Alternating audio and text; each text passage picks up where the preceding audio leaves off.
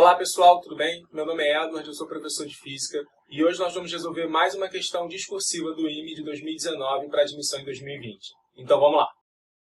Vamos à questão número 5. Uma partícula de massa m e carga elétrica positiva Q mais Q é lançada obliquamente com inclinação α em t igual a zero, no plano z igual a z0, a uma velocidade inicial v0, a partir da altura y igual a h0.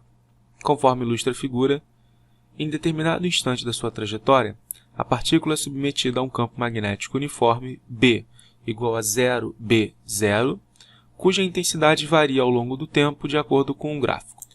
Sabendo que TF representa o instante que a partícula encerra o seu movimento no ponto T de coordenadas x0, 0, 0, ao atingir o plano xz, que A e C designam as posições das partículas, respectivamente, em t igual a Tf-5 e t igual a Tf-2, e que a resistência do ar pode ser desprezada, responda o que se pede.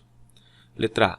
Faça um esboço do gráfico da altura da partícula versus tempo, desde seu lançamento até alcançar o ponto D, explicitando a altura máxima alcançada do ponto A do ponto C, com os correspondentes tempos. Determine as coordenadas xc e zc do ponto C. São esses dados fornecidos aqui. Pessoal, essa questão, no início, aparentemente é bem difícil. Só que você observa uma coisa. O campo magnético que ele dá no eixo Y, como ele está na mesma direção da gravidade, a força magnética não vai atuar no eixo Y. Isso significa que essa força magnética não vai influenciar o lançamento oblíquo que essa partícula está fazendo. Então, nós podemos fazer o lançamento oblíquo independentemente do que está acontecendo com relação à força magnética. Depois, aí sim, a gente faz o acréscimo da força magnética que vai deslocar esse corpo ao longo do plano xz. Mas só em relação ao lançamento, nós podemos ignorar a existência desse campo até o ponto A para achar a coordenada x e até o ponto D para achar a coordenada y, já que ela não vai mudar, porque a força magnética vai com certeza estar no plano xz. Então, vamos fazer aqui um esboço do lançamento. Então, nós temos aqui o ponto A, que é o ponto 5 segundos antes do ponto D. Nós temos o ponto C, que é 2 segundos antes do ponto D. Nós temos esse ponto M, que eu chamei aqui para representar a altura máxima. O corpo é arremessado com velocidade v, fazendo o ângulo α com a horizontal. Então, nós temos as componentes da velocidade. V0y, que é V0 seno de alfa. Alfa vale 30, né? Então, nós temos 100 vezes meio, que vai dar 50. E V0x, que é Vx, né? Constante, até o ponto A, pelo menos, em direção, vai ser V0 cosseno alfa, que é 100 vezes raiz de 3 sobre 2, 50 raiz de 3. Agora, vamos encontrar a altura, né? Escrevendo a equação do move, y igual a y0, mais V0yt menos g vezes t ao quadrado sobre 2. O y0 é dado, 280, o V0y a gente acabou de calcular, é 50, e o g é 10. Já para a velocidade, nós vamos ter V0y menos g vezes t, então é 50 menos 10t. Vamos começar com o ponto de altura máxima. Você sabe o que acontece na altura máxima, não é? A velocidade é igual a zero. Então, use a equação da velocidade, 50 menos 10t igual a zero. Você vai achar que o tempo para atingir a altura máxima é igual a 5 segundos. Cuidado, pessoal, o ponto de lançamento é diferente do ponto de chegada à altura. Então, o tempo de subida não é igual ao tempo de descida. Para você encontrar a equação agora, a posição, basta você usar a equação horária, substituindo o tempo igual a 5. E isso vai dar 405 metros. Essa é a altura máxima que ele pergunta também no item A. Para o item D, o que nós temos é quando ele retorna ao solo. Então, y é igual a zero. Então, você vai pegar a equação horária e igualar a zero. Você vai ficar 280 mais 50t menos 5t ao quadrado igual a zero.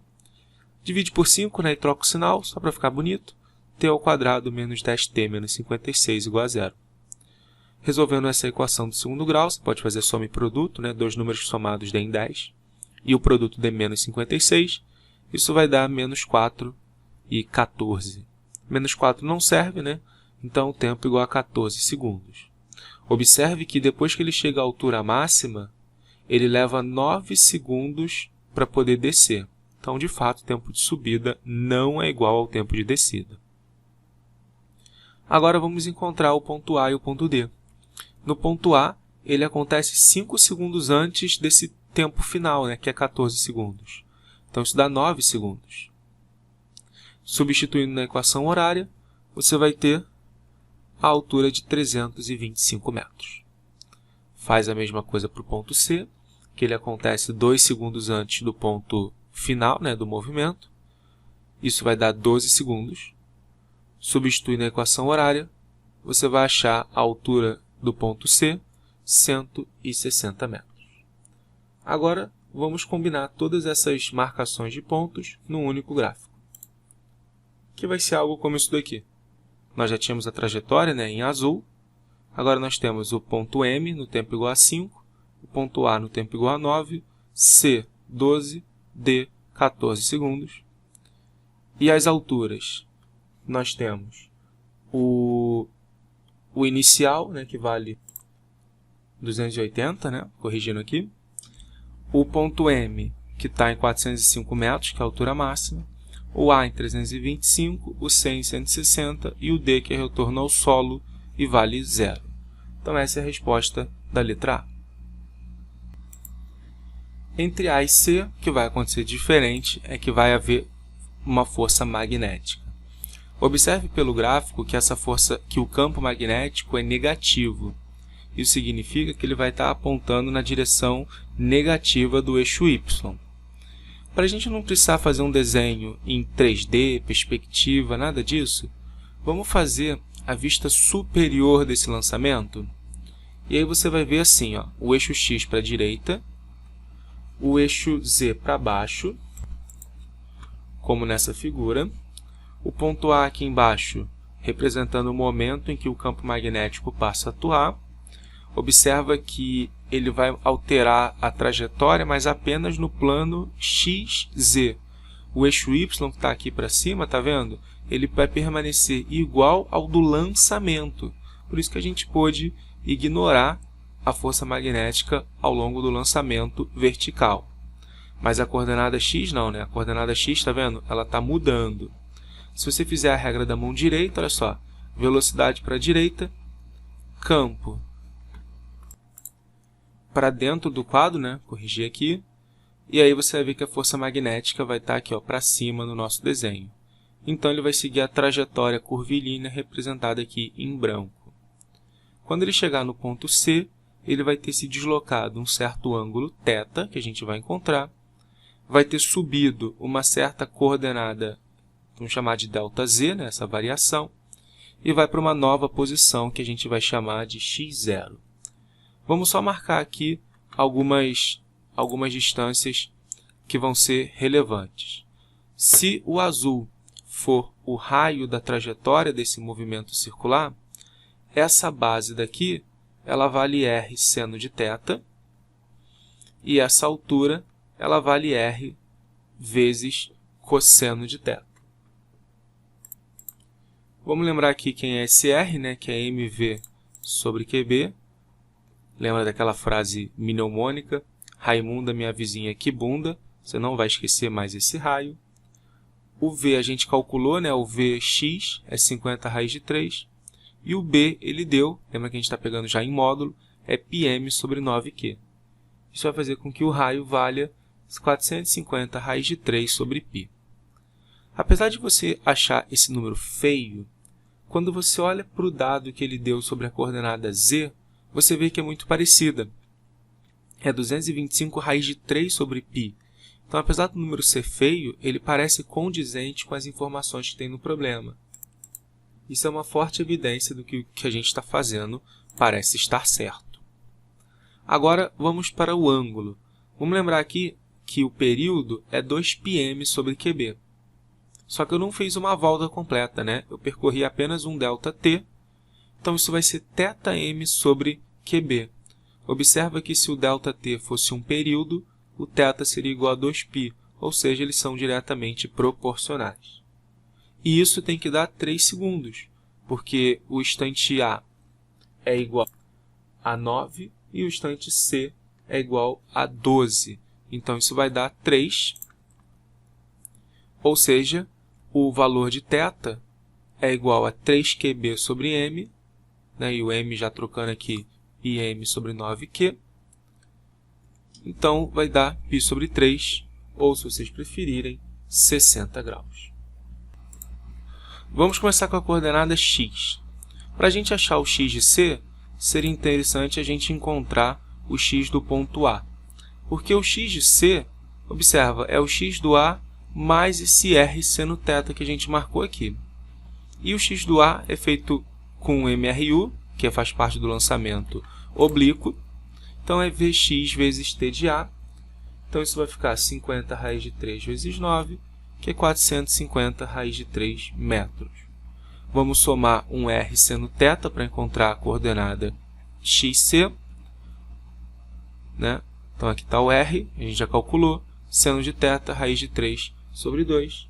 Então, isso vai dar 450 raiz de 3, 1 mais raiz de 3 sobre 2π. Você pode escrever aqui do jeito que você quiser, tá certo? Não esquece da unidade final, metro. Essa daqui é parte da nossa resposta. Agora a coordenada z. Olha para a figura. O zc ele vai ser o z de A, que é o z0 que ele deu aí no enunciado, menos o ΔZ. Então, quem é o ΔZ? Né? O ΔZ é a distância do centro até o A, que é R, menos esse pedacinho daqui, que é R cosseno de θ. Beleza? Então, R menos R cosseno de θ, que é R menos 1 vezes 1 menos cosseno θ, né? Cosseno θ é meio. Então, isso vai dar R sobre 2.